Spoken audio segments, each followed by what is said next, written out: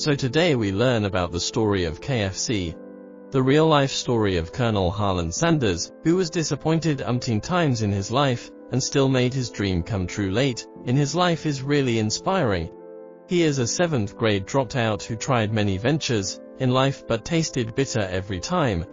He started selling chicken at his age of 40, but his dream of a restaurant was turned down many times due to conflicts and wars. Later he attempted to franchise his restaurant. His recipe got rejected 1,009 times before the final approval, and soon the secret recipe, Kentucky Fried Chicken, became a huge hit worldwide. KFC was expanded globally and the company was sold for $2 million, and his face is still celebrated in the logos.